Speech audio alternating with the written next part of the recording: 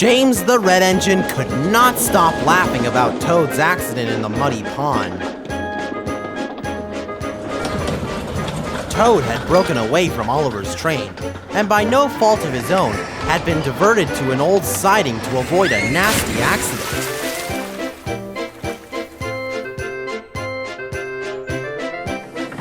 To hear James talk, one would think that Toad had fallen into the pond for an entirely different reason. "Trying to be a goods engine, were you?" James gofled. "Trying to shunt in the siding, were you? Honestly, Toad, if you're going to pretend to be a proper engine, you should at least do it in a proper yard." Oliver, red in the face, was about to retort when Toad gave him a smirk. Toad was a no-nonsense sort of brake van and was not about to let James get the best of him. "You're right, Mr. James," Toad began. "It was very silly of me to think that I could be as splendid of an engine as you." James was disarmed, but smiled natively. "But," Toad began, his voice shaking in false fear, "there was something wrong with that siding. Isn't that right, Mr. Oliver?" Yes, Oliver muttered, his lip quivering. "I've never seen anything like it. All around us was scrap and... Oliver shut his eyes. "Poor Mr. Oliver can't even speak of it. If only I'd known before I went there. Oh my!" James, who had to pass by the siding on his way home, was suddenly very nervous. That evening, James was to pull the return passenger train to the junction. Up ahead was the old siding that Toad had run into. Scrap was scattered everywhere, and thick weeds grew amongst the rusty rails and wore out sleepers. It seemed to James that something awful must have happened there. Then, a voice echoed from somewhere nearby. "Help me! Help me!" James jumped. "Who's there?" he cried, but there was no answer.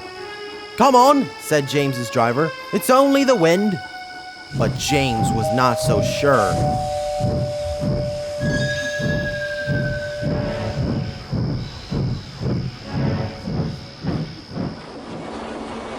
The next day, James saw Toad again.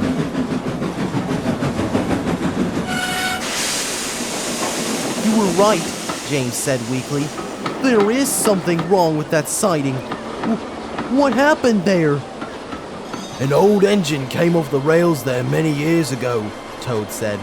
"He was so badly damaged that his crew decided to leave him there. Over the years, he's rusted away, and now only a shell remains." James gulped. He would have to pass by there again tonight, and was most afraid. As James sat at the station before the siding, waiting for his passengers to get on board, he thought about what Toad had said. If the old engine really was there, his ghost must have lingered. Soon, James set out.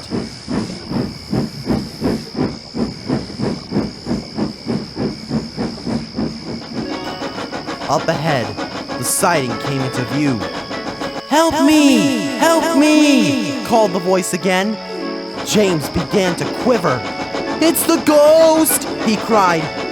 James didn't realize that the points leading to the siding had been changed, and suddenly he began heading into the old siding.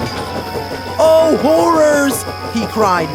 His driver applied the brakes, and he came to a standstill just before falling into the muddy pond. "Someone's there!" his driver whispered, and 3 shadowy figures ran from inside the nearby shed. "Stop!" But they were already gone. James reversed out of the siding and began down the main line once again, thoroughly confused about what had happened.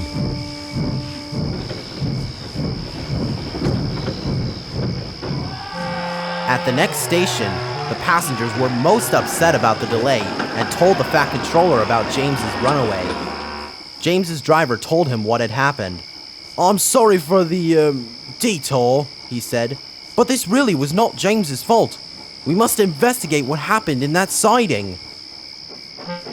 The next night, James returned to the old siding with the Fat Controller on board. Sure enough, the points were changed again. Soon, they heard a spooky voice coming from the siding again. "Leave this place! Leave this place at once!" The Fat Controller switched on a spotlight, and 3 little boys covered their eyes. "There's your ghost," the Fat Controller chuckled. "Boys, changing the points nearly caused James a nasty accident." "We're sorry," they said. "We only wanted to play a little game." Soon, the boys were taken home, and James was left feeling relieved. The next day, James stopped in the yard where Oliver and Toad were waiting. "I heard you saw the ghost, Mr. James," Toad laughed. "Those little boys must have the same knack for storytelling as you do, Toad," Oliver guffawed. James didn't say anything, but began thinking twice about making fun of Toad the Brakeman again.